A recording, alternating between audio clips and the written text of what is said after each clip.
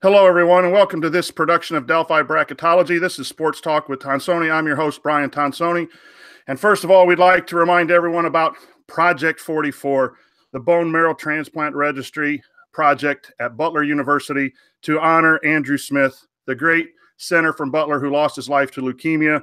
His wife, Samantha, and the great people at Butler are trying to get people to register in order to save lives, and it's already working. If you're so inclined or know someone who is inclined to possibly sign up for the list, look up Project 44 or Be the Match. Thank you. Now on to the show. We have a very special guest tonight, a good friend of mine, the gentleman who got me started into bracketology, helped out our Delphi school bracketology that very first year, and is one of the best bracketologists in the land, Andy Bottoms. Andy, thanks for being with us. Hey, no problem, Brian. Always a pleasure. For those of you who follow the bracket world, look up Bracket Matrix. You'll see Andy has been on the top of the list of the veterans, and his brackets can be found on Inside the Hall. And he's also a contributor to At Assembly Call, post-game show and webpage for Indiana Hoosier basketball. And that's where we've kind of met. So tonight we're going to talk bracketology. We're going to do it in an interesting way down the road. But let's get started. Andy, share with our listeners a little bit about your process when you put together your bracket. I know tonight you're getting one ready for Inside the Hall. I think it comes out tomorrow, correct? Yep. What do you look? I know we try to replicate the committee, but each bracketologist might have a little different twist on how they put together their list. What's important to you? Yeah, this is a time of year where, each game doesn't swing RPI or any of the metrics quite as much. And I think this year, the biggest thing has been trying to figure out, how to assess the way the committee is going to use these quadrants and things like that. We got a brief glimpse into it, month ago, with how they did that. And it was one of those, the more things change, the more they stay the same kind of feelings of, just continuous talk about road wins, quality wins, all those kinds of things. So even though they're categorized a little bit differently, I don't know that that's, what difference that really makes. And even listening to some of the comments that the committee chairman has made, I appreciate his candor, but some of the things make you cringe a little bit a couple times, the things that I've heard. So it's a little bit of a mixed bag with that. And so, I used to keep, kind of some historical things that I'd be able to go back and reference and say, hey, what's the lowest team that's ever gotten this, or find me some other teams that had only this many wins. Well, I didn't go back and redo that from a quadrant perspective. So I have a little bit less of that to fall back on. But I think at the end of the day, it's still, a lot of the same stuff. You sit down and you look at, quality wins, define those however you want. I think everybody looks at those a little bit differently. And at this point, you've got a pretty narrow at-large pool, where you've got the teams that you've got in, plus maybe 5 or 6 more. And so you kind of look at the records against those kinds of teams. And, I don't know that the process for me has changed all that much as a result of the quadrants. I think what always is a struggle is balancing the quality wins versus the losses. And I've heard you talk about this before. It's like, at some point the losses have to matter. And the fact that you might have had so many chances to beat good teams at some point, I don't know what the tipping point is when you cross over that line. And, Vanderbilt last year, kind of reset where that line is. And I think that's always the biggest challenge for me, is if you just went strictly and said this team has this many quality wins, it would be maybe easy is too strong a word, but relatively so. And so I think it's trying to figure in what losses matter and what don't. And at what point is it just you've had enough chances and you haven't proven anything? That is a $1 million question in our business, because you have a lot of teams that have scheduled strong and have a lot of losses, and they have 5 or 6 quality wins. Again, by definition, could be different for everyone else. But I'm looking at some teams with lots of losses that have maybe 5 top 25 wins embedded in 6 or 7 tier 1 wins. You see some teams on the bubble that might be next 4 out or first 4 out, and they have 6 and 5 quality wins, and embedded in there are some 3, 4 wins against the top 25. And then if you go to your tournament and bubble team records, you're talking 13 losses, but they have 7 or 8 wins against the tournament. And you have other teams that have 8 or 9 losses and have 1 or 2 teams against the field. That comparison makes our life difficult, I think, as far as the criteria. But again, we try to do our best with that. So talk a little bit about the mess that is 21 through 40, maybe 21 through 46 this year, about how there is a wide variety of resumes with heavy good wins but heavy losses, and then you have great records with mediocre resumes. Your thoughts on that mess in the middle? I definitely feel like I've found myself over the last couple of weeks, teams who really haven't, what they did over the course of the week or 2 weeks, as I've gone through week by week. I feel like I've moved teams more than I normally have during those time periods. And I don't know if that's good or bad. And I'm overcorrecting for something that I, looked at differently this week as opposed to last week. And yeah, it just kind of depends what you want. I think the SEC is a big part of that, jumble of teams. And again, it goes back a lot to the, quality wins versus how many losses. The conference has been a really strong performer over the course of the season. And as a result, almost everybody that you play, if you're in that league, falls into one of the top two, tiers of wins. And at some point, that's great that your schedule strength looks good and all those kinds of things. But, Florida is a team that's moved up a ton lately where, at some point they've got a really weird resume, but they've got, almost as many, quadrant one wins as anybody. And so, again, what's the math to balance out how many times they've lost? And you look at some of the games they've won, and then you have no idea how they lost some of the games that they lost. So they're right in that, in that kind of mix. But you've got Arkansas, Missouri, are both in there. Throw in, kind of those middle of the road ACC teams, Florida State, Virginia Tech, NC State are all in that mix. And then you've got, Oklahoma, who nobody really quite knows what to do with from a quality wins versus losses perspective. I think almost every team in that, ties right back to that. All right, well, at what point do the good wins outweigh or erase some of the bad losses? And that's not easy to do when you have 16 teams, 20 teams those are 2 or 3 seed lines, and you want to get the seed correct, or you want to get the seed one line off to maximize your score on the bracket matrix. So yeah, it'll be interesting to see what some of those results are, and I hear a lot of talk from a lot of bracketologists, the good outweighs the bad, but just how much bad gets outweighed is a huge question that we have. We're trying to, with our committee, we're trying to group them in batches of 8 to 10, and then trying to rank them within that, according to maybe, if you have 5 to 7 tier 1 wins, we might group them, or we might look at teams 11 and 12 losses. We're trying to find some grouping and then find the outliers and either move them up or move them down. Not sure that's gonna help much. Let's talk a little bit. We're in Big Ten country, and talk about what you think the Big Ten seeds are before we go into our draft that we're going to do tonight.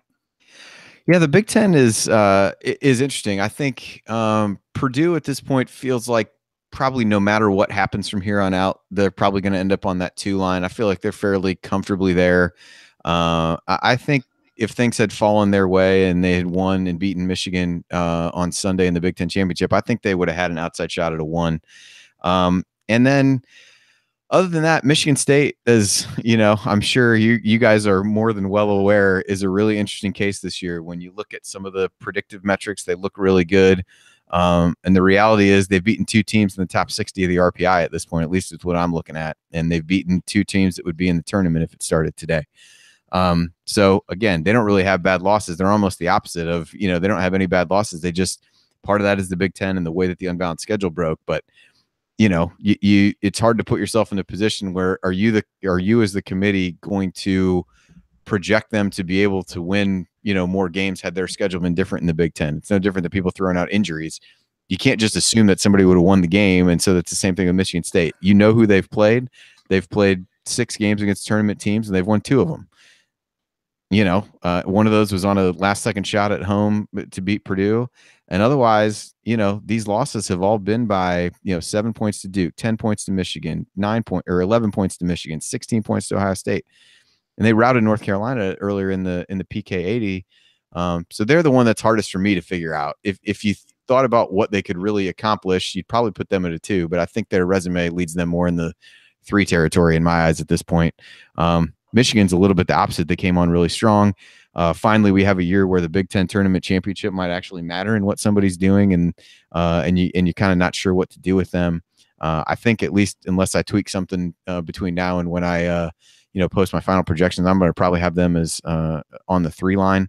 But I'm trying to, it's a case where we try not to overreact to some of the things that we see and get caught up in the moment of recency bias and all those kinds of things. But when you really look down their resume, the Northwestern loss is not good, but they've won some solid games away from home. One at Michigan State, at Texas.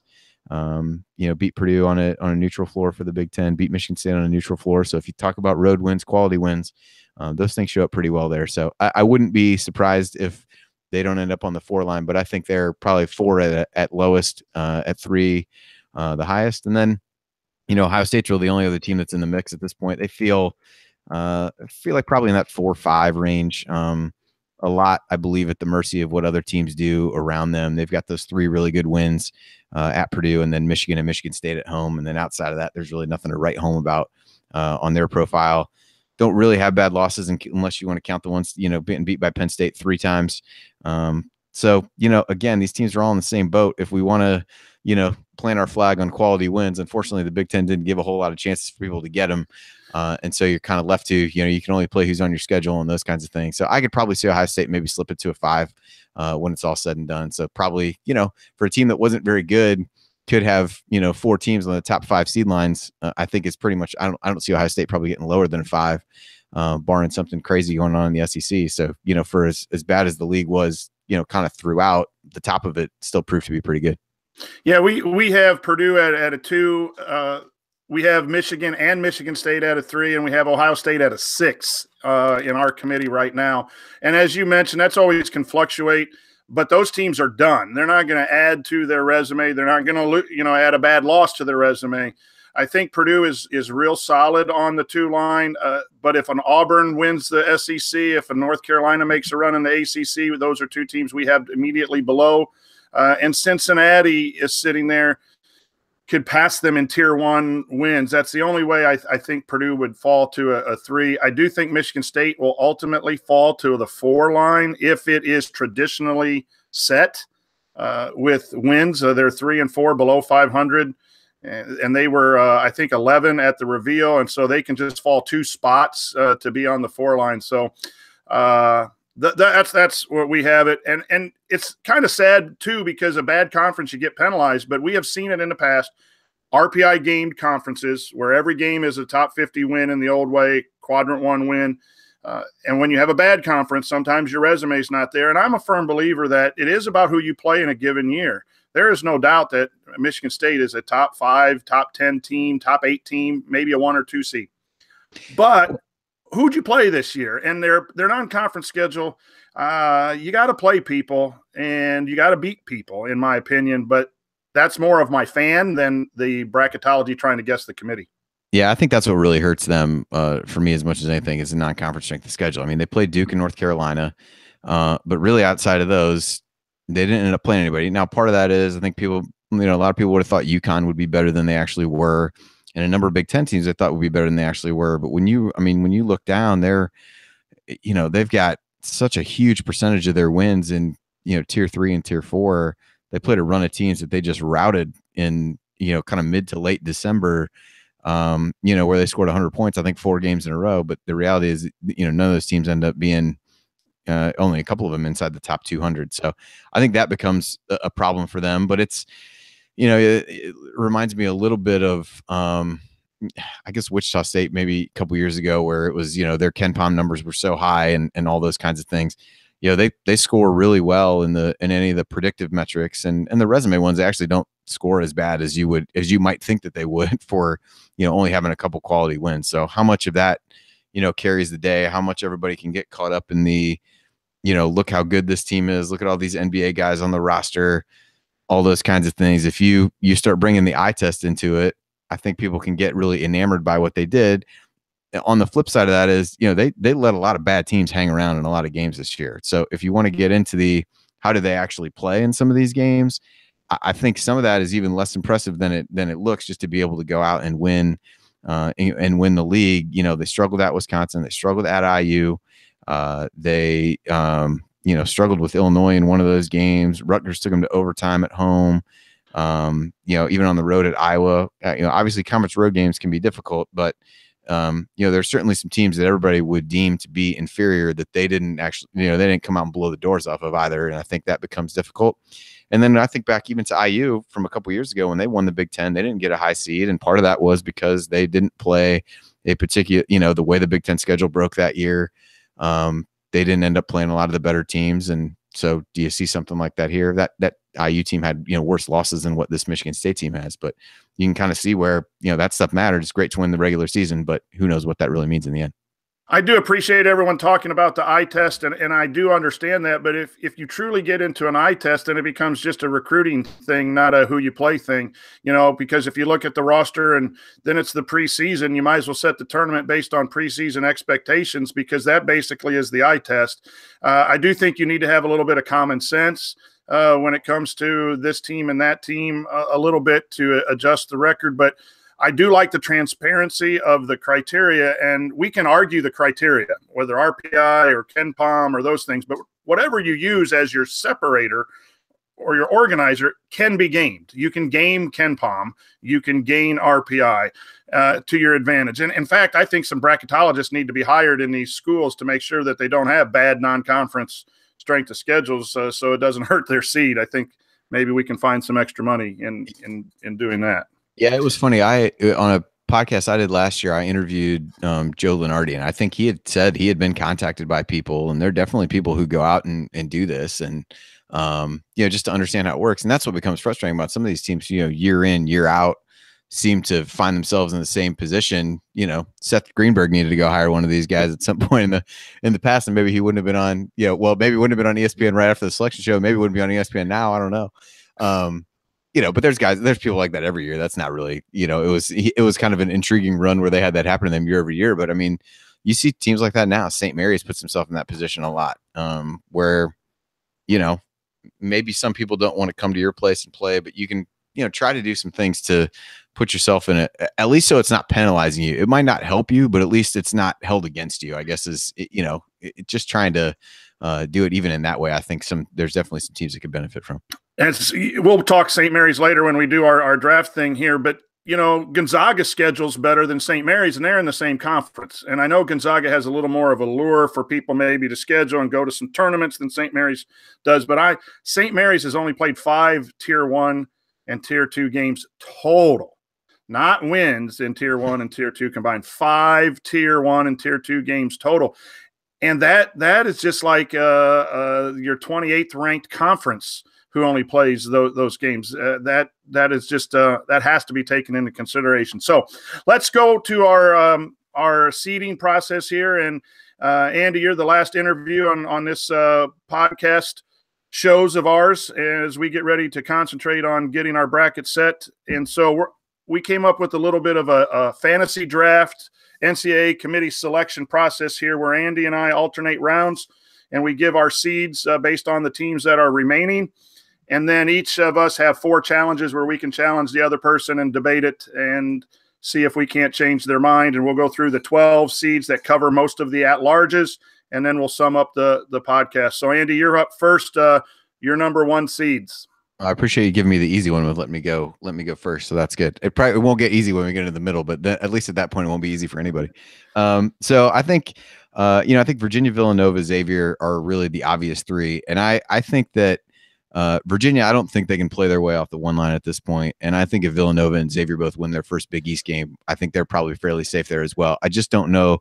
The pool of teams that could actually jump them is pretty small at this point. Again, if Purdue had won, I think that they might have had a case for the last one. So really for the fourth one, it comes down to Kansas and Duke.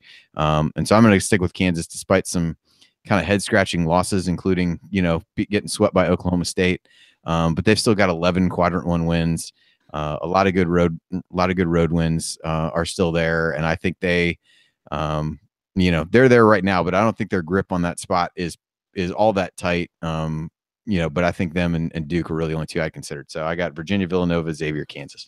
I'm not going to challenge anything there. Those are the 4 that we have at Delphi Bracketology. I do think that if Duke makes a run to the championship, they can push Kansas. I think Kansas better win at least 1, if not 2. I don't know that they have to win it all. So we're with you there. I'm going to move to our 2 seeds. We're going to have Duke, Purdue. Then we're going to go Auburn, and we're going to go North Carolina as the 8th seed overall, the last two. Those are the exact same ones in the exact same order that I have them on my list in front of me. So unless I talk myself out of something else, I think, you mentioned Cincinnati was interesting. I wouldn't challenge this at all, but this will at least segue well into, the teams that I would bring up. I think Cincinnati is an interesting one. I think that, obviously a huge win at Wichita State. And I heard Matt Norlander say something interesting on the CBS podcast today, where he had talked to the committee chair while he was in New York. And, the guy kind of said something to the effect of, we need to give teams some credit for basically beating all the teams that you're supposed to beat. And I think some of it was brought up in the context of Cincinnati, who, has only lost at Xavier, at Houston, Wichita State at home, and Florida on a neutral court. So obviously none of those are bad, all of which are good teams that are, safely in the field at this point. So I think if they have a good run in the AAC tournament, they could do well. The problem for them is that, there's really only three teams really in contention in the league, and Houston and Wichita State would play one another in one side of the semifinal. So they'd almost have to win it, I think, to be able to get up that far, or have people in front of them really flounder. So for now, I think the volume of wins that Carolina has in the, kind of high tier are good. But again, I think they're creeping into that. All right, at some point you got too many losses to be on the 2 line. But if they make a run in the ACC tournament, I think they could find themselves firmed up there pretty well. I agree. We have Cincinnati, Tennessee as the only possible 2 seeds, depending on what happens. All right, you're up for the 3 seed. All right, I think we're on kind of the same wavelength here. So Cincinnati, Tennessee were the next 2 that I had, and then Michigan State that we talked about already. I had them in that order. I wouldn't be shocked at all to see. I think Michigan State, despite the fact that they're not playing, if the bracket came out and they were on the 2 line, I would probably complain about it, but I wouldn't necessarily be shocked. But to me, Michigan beat them twice, so head-to-head isn't everything, but if you beat them twice and neither of the games is on your home floor, I feel like they should be in front of them at some point. Logic would dictate. So yeah, I had Cincinnati, Tennessee, Michigan State as my 3s. Okay, so for the people viewing the show and who will listen later on, we did not collaborate ahead of time. We did not exchange lists or email or anything. So this is the first time we're hearing each other's selections.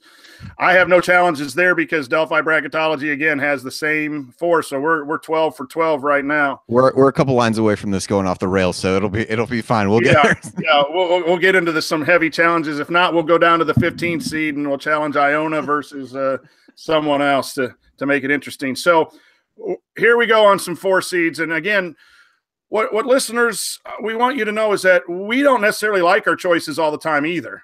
We believe in them at the moment. Sometimes I will put out a bracket for Delphi Bracketology, and then I'll go talk to a couple guys, and we'll change it within 30 minutes just based on more study of the team sheets. So until Sunday, when we hit submit for that final time, we are open for challenges. So we're going to go Arizona, Wichita State, Clemson, and Texas Tech as our 4 seeds. Well, I don't want to get stuck with one of my challenges in my back pocket, so I'll use one here. So I had Texas Tech, Wichita State, Arizona, and I'm not even going to stump for necessarily the 2 teams I had between those and Clemson were West Virginia and Gonzaga, and I think you could make the argument either way. Clemson is a hard one for me, and this gets into a little bit that injuries come up a lot as we talk about what to do with these teams, and Clemson and Texas Tech are both kind of in that conversation, but in a little bit different manner. Texas Tech, Keenan Evans has been kind of in and out of the lineup, missed that West Virginia game when they started to get blown out, actually came back even without him. Was slowed in some other games. And then you've got Clemson, who, when they were really hitting on all cylinders, Dante Grantham was still healthy. And it's never really easy to tell exactly how the committee views some of these injuries. You can't be revisionist history where you go back and say, well, these wins can't count for them anymore because they wouldn't have beat these teams if he wasn't playing. You don't really know that. But I do see it could be a place where they might get a seed line lower than you would think. Again, I'm assuming they're your last 4 seed, so I'm not really going to vehemently disagree, but I figured we needed to at least throw a challenge out there at some point. And I think the ACC tournament becomes really important for them. They certainly don't have any bad losses, but most of their good wins came quite a while ago. And I know that the committee says, recent performance doesn't matter, and all those kinds of things. But if you look down their resume of when they actually have beaten good teams, there's not a whole lot in the February time range. I think they beat Florida State toward the end of the month, even into they did beat Carolina in late January. I think they hit a ton of threes in that game. So they'd be the one that I'd be most concerned about within there. And with, if Gonzaga wins the WCC or if West Virginia makes a run in the Big 12 tournament, I could see them getting passed by. I will I'll take that challenge because here's why. We moved Clemson and Texas Tech down to the last 2 spots because they had lost the most games since the reveal. We went back to the reveal last year and looked at who dropped, and it was teams that were 500 or below 500.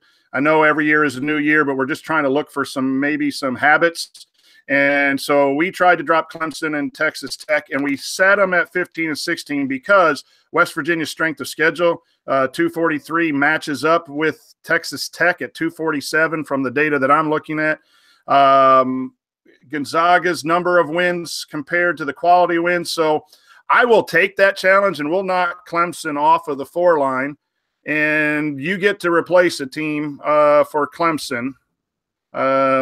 Because you challenged, and I'm going to grant you that challenge because we're not sold on Clemson or Texas Tech on the 4 line.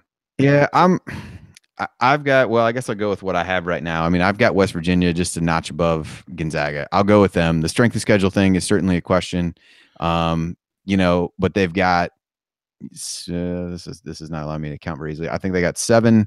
They've got 7 quad 1 wins based on what I'm looking at. 4 of those were road or neutral games. They beat Virginia, which is obviously a big one. And then they've got, 6 more quad 2 games. Lost at home to Oklahoma State is really the, kind of outside of quadrant 1 or 2, loss. Losing at Iowa State, while not great, is not a terrible loss, but most of their losses have come to top 25 teams. So I guess I'll go with them, but I wouldn't be shocked at all to see Gonzaga leapfrog them. I think it just becomes a little bit difficult. They just, they don't have any top 20 wins for what that's worth. But if either one of them, kind of surpassed them, I would say that. But I had West Virginia on my seed list now, so I guess I'll stick with what I've got. And we like that too because we've had West Virginia up and down. The 4 line to the 5 line. We can see that as well. So okay, now it's back to you for the 5th line. Clemson's back on the board. West Virginia's off. Your 5 seeds. All right, so I've got Gonzaga, Clemson. So those we've already kind of talked about some of those. My last 2 were Florida and Ohio State. We talked about Ohio State already, so I won't talk too much more about them.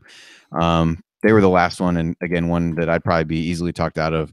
Florida is a weird resume given this system. They've got 9 quadrant 1 wins, but they have 7 losses to quadrants 2 and 3, which kind of doesn't make sense. If you can be 9 and 4 against what the committee is saying is the best group, and then be under 500 against quadrant 2 and 3 combined is a little bit weird. But I think, at some point the quality wins carry the day. As we've said, they've had a number of those that have been neutral court and road games. So I that's what, popped them into that range for me. And then Ohio State is the last one that I had. And I'm like you. I don't mind Ohio State being a 5th, but we have 4 challenges, and we're 1/3 of the way through. So I'm going to challenge your Ohio State. I think there might be a couple teams that might be able to pop up. The team that I would want you to consider is Kentucky. They have the same number of Tier 1 wins. They have 3 more Tier 2 wins, and they have no losses in Tier 3 or 4. And strength of schedule is 5-37 in Kentucky's favor. And if I can throw that Norlander comment back at you as part of my challenge, then, Kentucky, most of their losses are to Tier 1 teams. Have they done a better job than Ohio State? And Ohio State has that's my challenge. Yeah, I will. Well, I mean, for one, I've already, as an IU fan, I've already said nice things about Purdue being on the 2 line, and now I'm going to have to say nice things about Kentucky. So this is, your hospitality is wonderful, but this is a little. I'm sorry. A little tough to swallow. No, I think that's fine. And I think actually, kind of when you bring up some of those things, it might be one that I changed because Kentucky was the next team that I had down on my list. And when you really look and you start thinking about wins against tournament teams, Ohio State, as I mentioned earlier, have those 3 really good ones, but Kentucky has, at least teams in the conversation twice as many, if not even more than that. So I think that's reasonable. And really their worst RPI loss was at number 77, South Carolina, and that was during that little stretch where South Carolina was resurgent. But other than that, all their losses are to top 40 teams. So again, losses have to matter at some point, but they have definitely taken care of business with some of the lesser teams and have more wins against tournament level teams. So now you may make me redo some work when I go back to do this practice, but I think it's a reasonable argument. And Ohio State didn't do any favors losing the first game of the tournament. If they had won at least one there, that would have boosted them up and kept them there. So, all right, it's back to me, I guess, for the 6 seeds. And boy, here's where it gets, throw a dart at teams. Really, we're going to go Texas A&M, Miami, Florida, Ohio State, and Houston. I don't have them in that order, but those are the same ones that I have up through the 24 spot on the seed list. So I'll pocket my challenges for further down the line. I think Texas A&M is another interesting one. I think all these SEC teams are just kind of head scratchers. Miami was really a big mover with their week last week, so that helped them quite a bit. And Houston, if you kind of look past that, weird Drexel lost early in the season, I think they've been pretty consistent throughout. So I think they'll get a little bit higher seed than I would guess most casual fans would think they would get. And now I'm not going to say nice things about Kelvin Sampson either. Man, what in the world? You just beat me to it. Sorry, Andy. I owe you. Next time we're in Bloomington, I owe you dinner or something. Yeah, at least a beer. I'll settle for that. That's right. Good deal. All right, now we got 7 seeds are yours. Yeah. I mean, this is where you could kind of put. I don't know if it was this range last week when I was doing the bracket. I was like, I should just put these teams in a hat and draw names out, and it would take a lot less time and probably produce a similar result. So, I have Arkansas, Seton Hall, Missouri, and Virginia Tech in that group. I don't know if you any thought. So more SEC teams. So the theme here in this middle section, as we talked about before, is SEC teams that are hard to figure out. And then Seton Hall and Virginia Tech was one that I've kind of struggled with. Yeah, I like that because we have TCU and Oklahoma in the 7, and I don't like either one of those in the 7.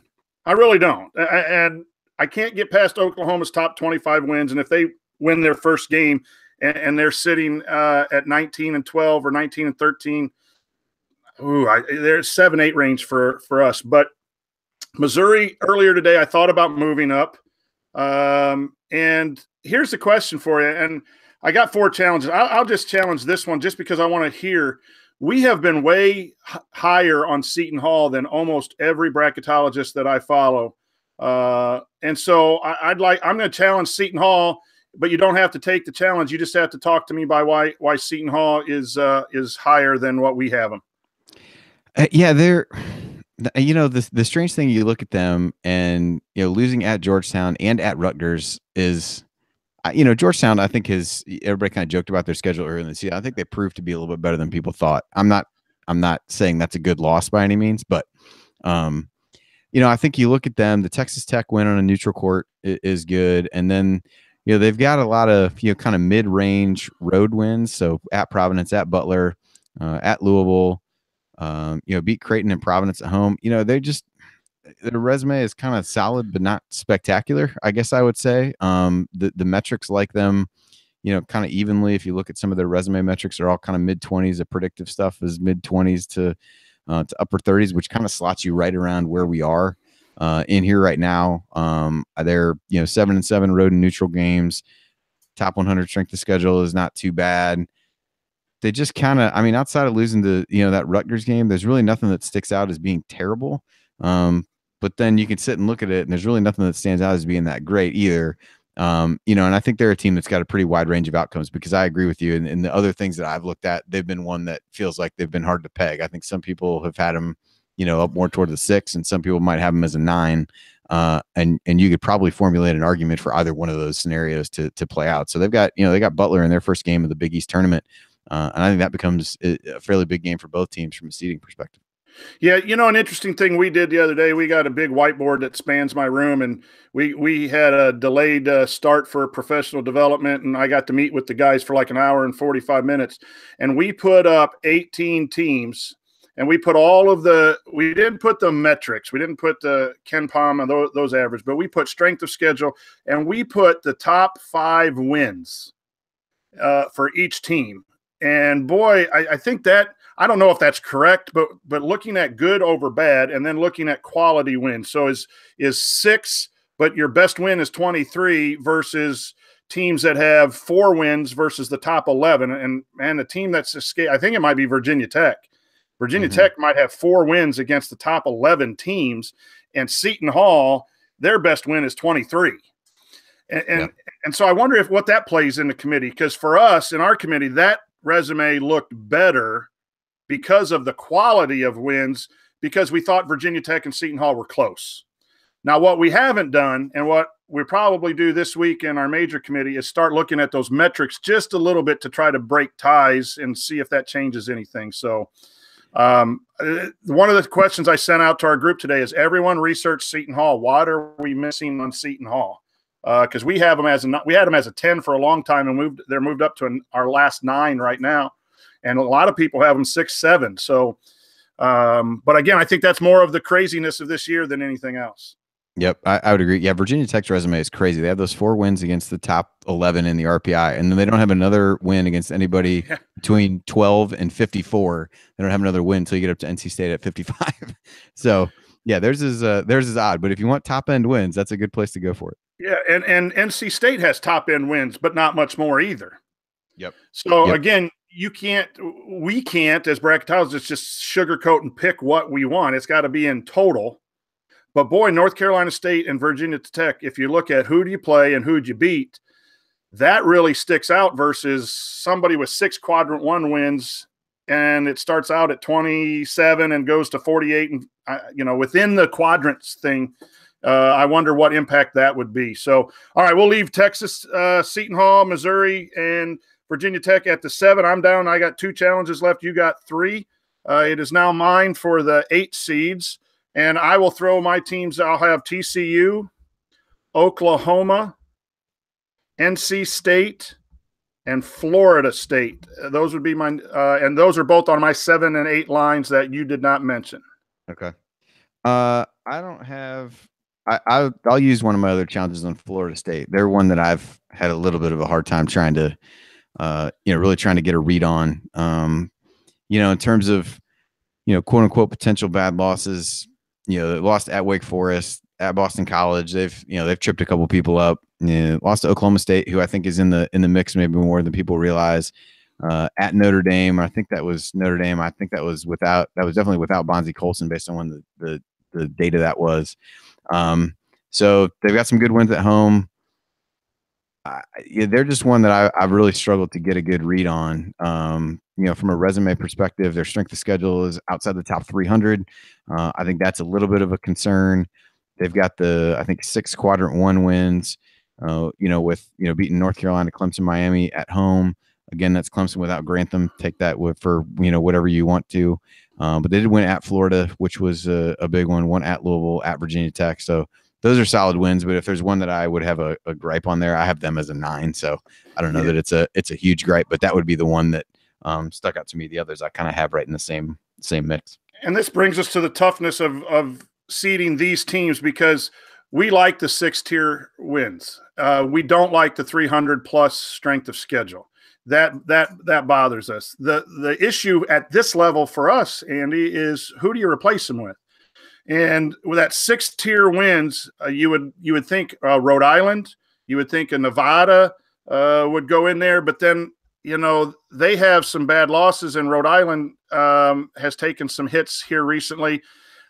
Creighton is another team that some people would say might be better than Florida State, but they have 2 tier 1 wins. And so I think that, again, that gap, and they're both 20 and 10. Creighton and Florida State. Seton Hall was 21 and 10 that we have them. But so, yeah, I can understand those concerns for Florida State, and that is part of this seeding that we don't like, and we want to see some clarity. If they lose, obviously, I think they go down to a 9 or a 10. I just don't know who to replace them with. St. Bonaventure is close by, and then you're getting into the likes of Kansas State, Arizona State, and maybe a Texas, but that's too high, I think, for Texas for the 8 seed line. So, yeah, who would you put up there if we got rid of Florida State? I mean, I think the only teams that you mentioned TCU, right, in your last yeah. set. Okay. I had TCU in the 8 line now. Yep. Yeah, the only teams that I had above Florida State that we haven't mentioned yet are Nevada and Rhode Island, both of whom you referenced. And I think they're kind of similar cases, quite frankly, just in terms of, trying to figure out what to do with them. They both have, top 20 RPI numbers. They both have top 20 strength of schedule numbers. But again, they play in leagues that, like it or not, aren't, just don't present a lot of, they got a lot more landmines to avoid than quality wins to get at that point. And so, Rhode Island had kind of a bad week with losing to St. Joe's and at Davidson. Whereas, that probably cost them multiple seed lines over the course of that week. Because really outside of those, they don't have a bad loss. And they did, they beat St. Bonaventure at home. They beat Seton Hall in the non-conference. They beat Providence as a nice win. And College of Charleston, I guess, is an okay win if they manage to get in. Now, the flip side of that is Nevada actually beat Rhode Island, head-to-head at Nevada.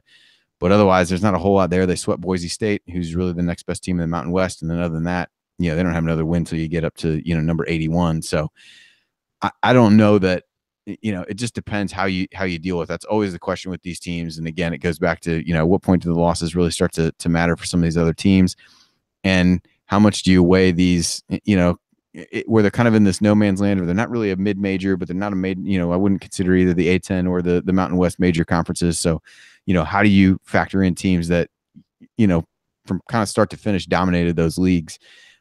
So those are the two that I had ahead, but let's throw a Rhode Island in for Florida State because they were much higher for a long period of time. We had them as a 5 until recently, and that's a long way to drop because of a bad week when you've dominated. So we'll move for our selection purposes Rhode Island to the 8th slot and throw Florida State back into the mix for the 9s. The thing, I just don't know how to handle Florida State 312. But I like Virginia Tech at a 7 at 327 strength of schedule. So should Virginia Tech drop down because of that?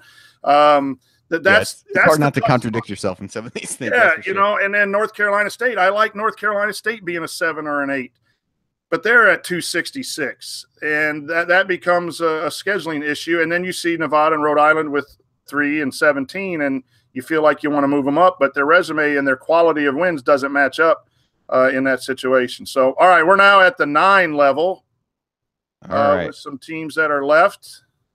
So I'm going to go, I'll throw Nevada in now. Florida State didn't get thrown back for long because I had them on my 9 line. And then Creighton and Butler were my last two that I had on the 9 line.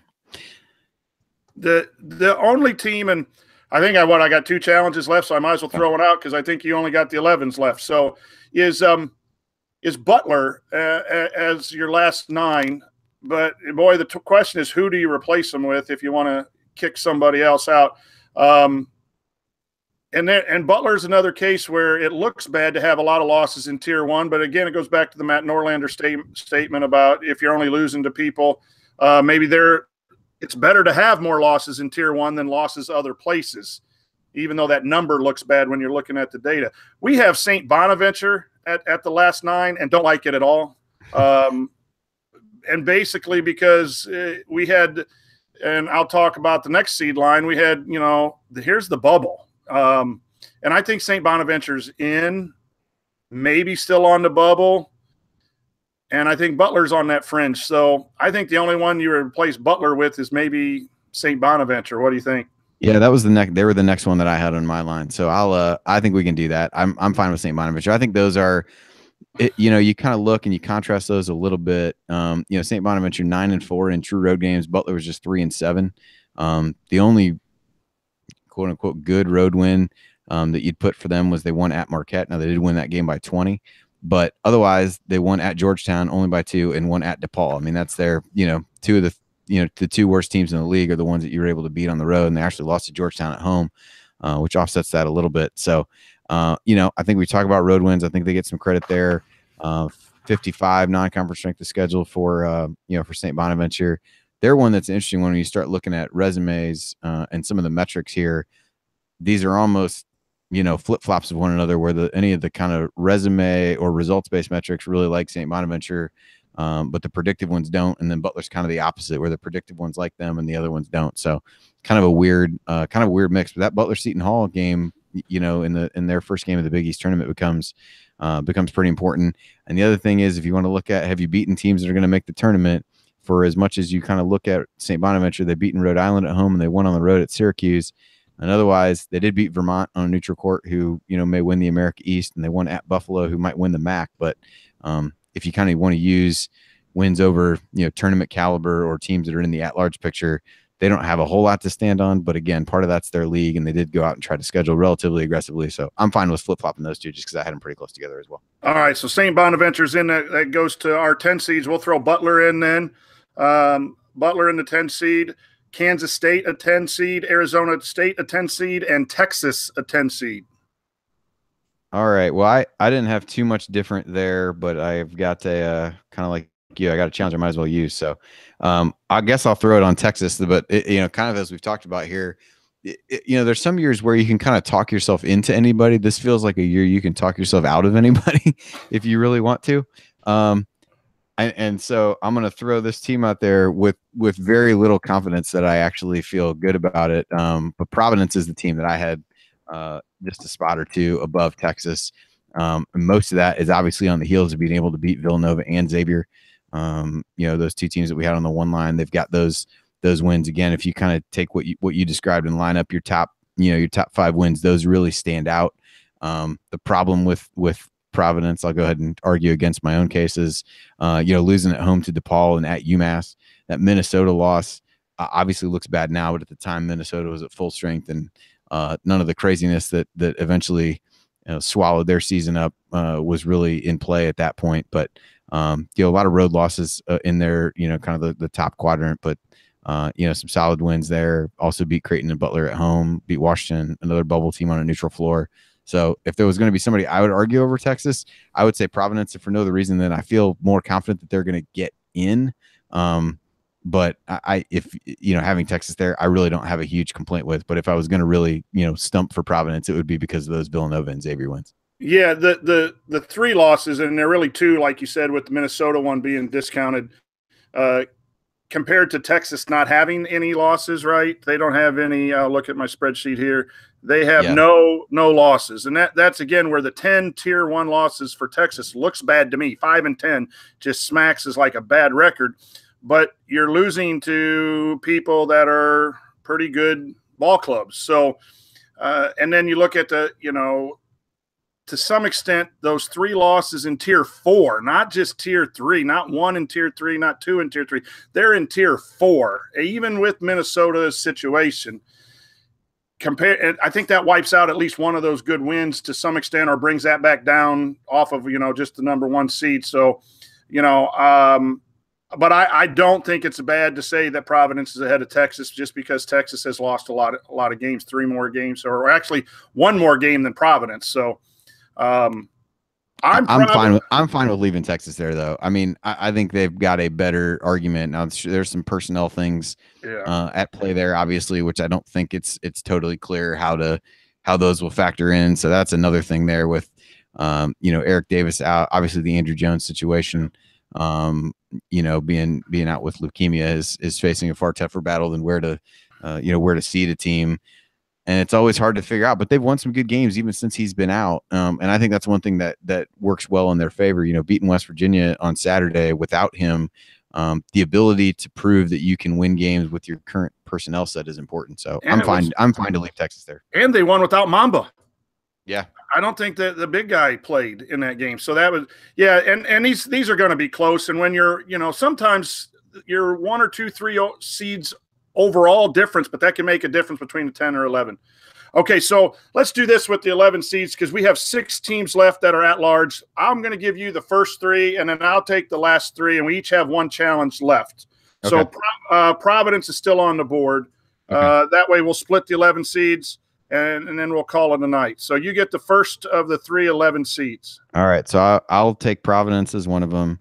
I've got St. Mary's as another one, which I assume is where you will use your challenge, and we can certainly debate their merits. And then I had Alabama as the other one. Again, another SEC team, have 4 wins against the top 25, but the losses are mounting rapidly, and they have a terrible road record. So I'm just make the case against my own selection here for you. But those are the 3 that I had in that order.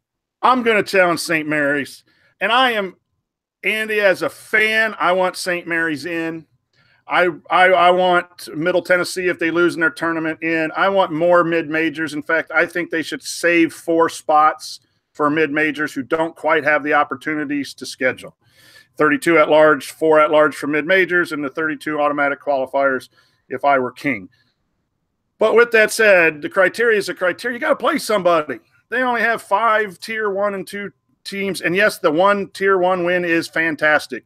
But you can look at, what do you say to Nebraska fans? What do you say to Penn State fans? What do you say to Notre Dame fans who've had big wins and then they lost Colson? And I just think if you're going to be stubborn and not schedule, then we're not going to include you unless you're in the tournament. Now, that might be, again, I'm going against my own fan wishes, but that's I guess what bothers me is that I think it's who you play. You got to play people. You got to beat people to get into the tournament. And there's always the chance to go beat Gonzaga again and you'll be in. So that's my challenge. Yeah, I think that's totally fair. To me, it's a little bit more of, it felt like they were so far up the list a while ago, and they obviously weren't mentioned in the reveal. But I think there were times when they were, kind of in the middle of, my bracket and some other folks as well. And they really haven't done much since, they lost at San Francisco. That's, another tier 3 loss. I still have no concept of how they lost to Washington State earlier in the year. And so, at the same time, they're 28-4, have pretty good predictive metrics, at least that maybe, carry the day a little bit. But I certainly think that if they beat BYU, later this evening after we get done recording here, get to the final, I think that's another, that'll be at least a tier 2 win. It should be. And so that helps the case a little bit. But I'm not going to feel bad for them if they don't make it. I mean, they have, routinely done this from a scheduling standpoint. And at some point, if you find yourself in the same position every year, you might need to start doing something a little bit different. If they didn't have those 2 tier 3 losses and gone undefeated against everyone that they scheduled, that's bad. I think they have 2 tier 3 losses. San Francisco, if I'm remembering right. Yeah, and Washington State was the other one. And Washington State, you can't blame Washington State because that's a bigger conference. They did schedule up, but that's still 2 tier 3 losses. So that just sticks with me. But we'll let you keep them in because it's time for us to, almost call it a night. So I'll end the day, and then we'll talk bubble real quick and sign off. But I'm going to give you, as the last 3 in, UCLA, Syracuse, and Oklahoma State. So who are you challenging? All right. Well, I guess Oklahoma State is the one that will probably raise eyebrows with people. And I think they're a super interesting conversation. So I'm going to challenge them, even though they're one of my, I think they're maybe second team out for me.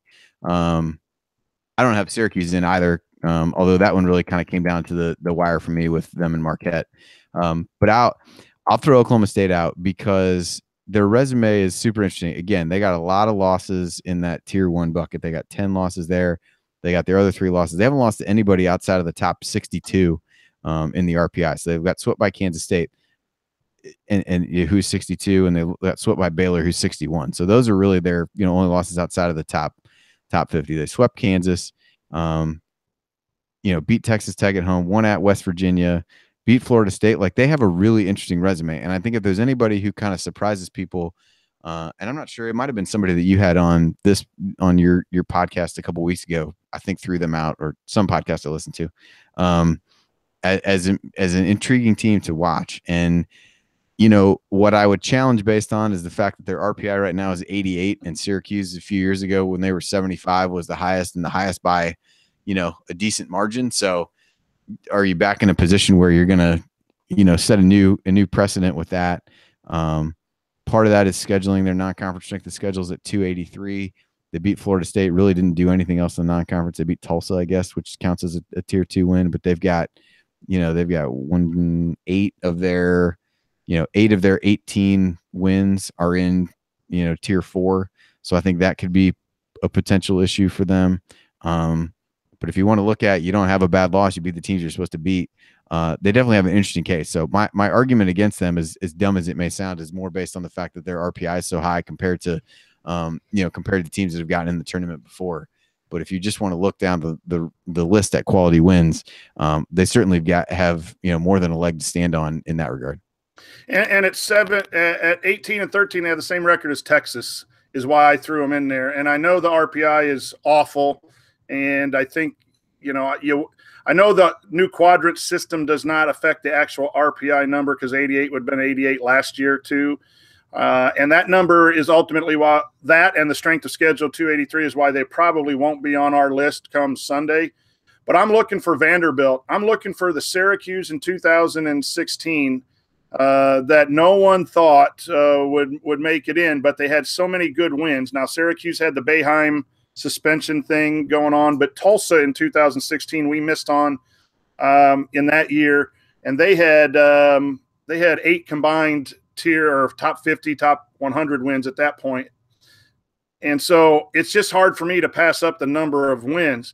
And so right now I'm looking at Oklahoma State, and crazy as it seems, I'm also looking at LSU as we talk bubble teams, because they have 6. If they win 1 or 2 games in the SEC and they end up with 8 tier 1 wins at 19 and 14, maybe that RPI goes up to 68, 67, and then they can pop in somehow. So I think the committee surprises us almost every year. Last year, it was so tight that I don't think they could find anybody with these kind of wins. But you mentioned Marquette. Give us a couple teams that we did not put in ours that really you either had in or could be in. I think Marquette's an excellent one. Yeah, I had Baylor in as well. They were the other one that we didn't touch on. They're a little bit like Oklahoma State, I guess, in some regard, if you think of it that way. So I had them in their non-conference strength schedule a little bit better. They've got a similar number of I think they've got 10 losses in that as well. They did lose at Iowa State. That's kind of the one that separates them a little bit. Beat Creighton on a neutral floor, 1 at Texas, 1 at Oklahoma State. If you want to use, I think they swept Oklahoma State. So if you want to use, again, head to head, not necessarily use, but you did sweep a team, so that should count for something. So I had them in. I had Marquette in. To me, it was down to Marquette and Syracuse for the last spot in my field, and I kind of just went with Marquette. I think they'd done a little bit more away from home. And Syracuse, if you really looked at kind of the, Marquette was an interesting one though. They're a little bit like Seton Hall, where they didn't have any top end wins. They got a lot in that middle area. So that was one I looked at for a while. UCLA, USC from the Pac-12. I had UCLA in. I think you did mention them actually. Now that I'm looking at my list, we checked them off. So USC's, again, if you look back at, some of the metrics look good, but the reality is, I don't think they beat. I would love to see Middle Tennessee State get in if they don't win the tournament, but that's the only chance they got a win over somebody who would get an at-large, and even that is a tenuous case at best. So you look at their record, and they got 21 wins, and the reality is you beat your 2 best wins are Middle Tennessee and New Mexico State. Both of them came in Hawaii at the Diamond Head, and so they've won a couple interesting road games. But anybody good they've played in the Pac-12, they haven't beaten, and particularly on the road. So. Losing to Arizona, they got swept by UCLA, lost at Arizona, lost at Arizona State. Their SMU loss looks worse now than it did at the time, and some of those things. But again, if you look at wins against the field, I think it becomes a little bit difficult for USC to get in. But I know a lot of people have them in, so that's another one to look at. And then Louisville is interesting. Really, missed out on a golden opportunity with a real head scratcher of a loss last week, and that may end up costing them a chance to get in the tournament if they can't win some games. What are your thoughts on Notre Dame? Very interesting. And since we've been doing this is our 4th year doing this. I don't know that there's ever been a resume where a star player has missed so much time. And I'll give you a quick thing that I'm not hearing a lot on the bracketology talk is this. With Bonzie Colson, they had tier 3 losses. They lost to Ball State and they lost to Indiana with Bonzie. And so everyone's talking about him coming back, and you got to look at the games they lost when he was injured. But they already had 2 tier 3 losses with him and were 12-4 at the time he got hurt. So I think short of maybe a championship game appearance, I think Notre Dame, unfortunately, maybe will not get in. Yeah, I struggle with them, and I brought that up with, I forget who it was, with somebody recently, and just kind of said the same thing. You can't put yourself in a position where you're trying to assume wins that didn't happen. You just don't know that. And so even if you said, I'm not going to count any games other than the ones that they were at full strength for, they still don't have a whole lot of good things on their resume. And I think that's where it becomes difficult. I mean, that Wichita State win is obviously good. But if you don't want to, but if you say that, well, you need to look at us when we're at full strength, well, does that mean you didn't win at Syracuse because he didn't play? You know what I mean? Yeah. It gets into a really weird thing there. And while I think most people that have done this for a while would say that's going to impact seeding more than selection, the reality is they're only, top 35 win is that Wichita State win, which was a good one, but it was, came down to the wire. They won by a point, could have gone either way. If you didn't win that game, you really don't have any case at all, because outside of that, they won at Syracuse. They beat Florida State at home, North Carolina State at home. LSU, who we touched on, they beat them, but their two worst losses came when they were at full strength. So, and then they also lost at Georgia Tech. So, you can't be selective and say, well, these games don't count because this guy wasn't here. And oh, by the way, these games don't count just because they could have happened anyway. So I like Notre Dame. Again, the fan in me, kind of like what you said with St. Mary's. I love watching Bonzie Colson play and Matt Farrell, and those guys are really fun to watch. And I think at full strength, do I believe that Notre Dame is a good enough team to get in the tournament? I would absolutely tell you that they are. The problem is their resume doesn't suggest it, and that's for us, it isn't what we want to happen or what we would like to see. It's what we think the committee will do, and I find it hard to believe that unless they really get on a run in the ACC tournament that they've done enough to warrant a spot. Yeah, we had Baylor in too. I jumped down and threw you Oklahoma State there. We have Baylor ahead of Oklahoma State, but I threw you Oklahoma State just to hear your conversation there because it's a big debate with our committee. And we don't have Alabama in just because we finally got to a point where 14 losses was just too much, even though we really like their wins. And we think there's a similar argument to some of the other teams that have Oklahoma, and some of the other teams have lots of losses. The good wins are outweighing some of that heavy losses. Unless Alabama wins the tournament, they're going to have 15 losses. If they lose their first game, I think they're definitely out. The only other team that you didn't mention that is in our watch list is Washington. Simply, they have a couple early wins that are marquee wins, but we have them 1, 2, 3, 4, fifth out right now. So they'd have a lot of work to do. So I hope you guys, listeners, enjoyed this fantasy draft / bracketology challenge, whatever we did tonight. I think both Andy and I are going to get off this hangout and go back and look at some of the things that each other has suggested, because I respect Andy's position. He's just does a really good job. Andy, to sum up things, what are you looking for in the conference tournament? And what impact does it have on the seeding? Does it have to be a major run? And we can't just, I think, overconfident. Some people sometimes overplay the conference tournaments because, you had 4 months of basketball. 1 or 2 results isn't going to move a whole lot of seed lines, but it can make a difference in tight comparisons. Yeah. And what you're looking forward to watching. Yeah, every year it feels like there's a team or two that if I step back and look at it, it feels like the committee overreacted to somebody playing really well. And maybe there's some where it doesn't mean as much. So I think it's always hard to gauge what really matters. And I agree with you. It's, as much as everybody preaches the entire body of work, at some point you got to account for the fact that there are human beings in the room where some of that can get caught up in different things, and maybe the way that somebody played and got on a good run. I think there's a lot of these bubble teams, and even a lot of those ones in that middle section, I think the conference tournaments have a chance to mean a little bit more because there's so little separation in these pockets of, 8, 10 teams. That you string together a couple wins in a league like the Big 12 or the SEC, or even some of these teams in the Big East.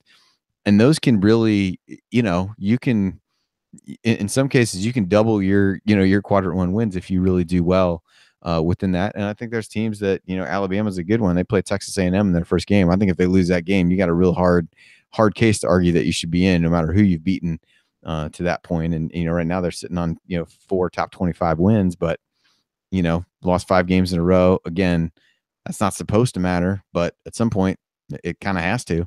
And I'm not sure they're quite good enough to, kind of set that precedent or match the precedent of the most losses. So, the tournaments I'm most interested in are the Big 12, the SEC, and the Big East. I think those are going to be the biggest ones that have an impact.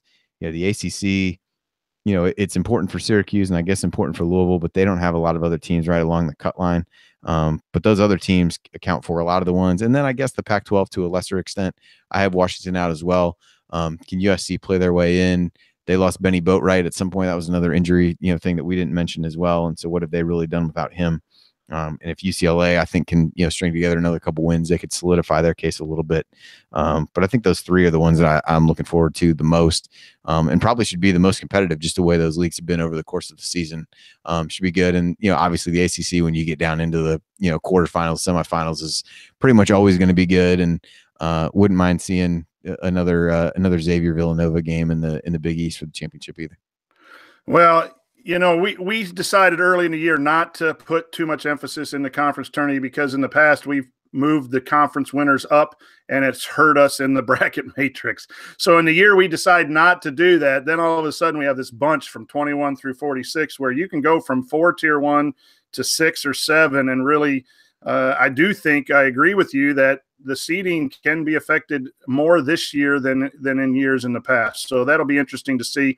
I'm going to be in Bloomington all day Friday at my favorite locations, watching basketball from noon till 6, going to check out the IU baseball Hoosiers at night, and then right back to some establishments and watching basketball all day Friday and in the weekend. So Andy, thank you for joining us. Always good. I can't thank you enough for you sharing your knowledge the last few years to get our group going and allowing us to ask you a lot of questions. You're a solid person. I'm a big fan of yours and your family. So thanks for coming on. Hey, no problem. I really appreciate you having me. I think it's so cool what you have done with the club, and like I've told you many times, it's just to be a small part of it makes me feel good. So you should feel really good about what you built there.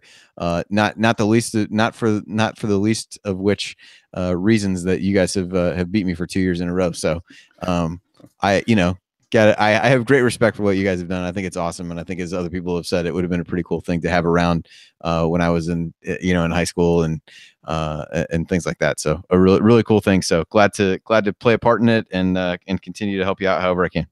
Thanks, Andy. That's Andy Bottoms. You can find his bracket work at InsideTheHall.com, and he's on assembly call after IU games, which we won't have anymore probably this year, but check out his work on InsideTheHall.com. Excellent bracketologist.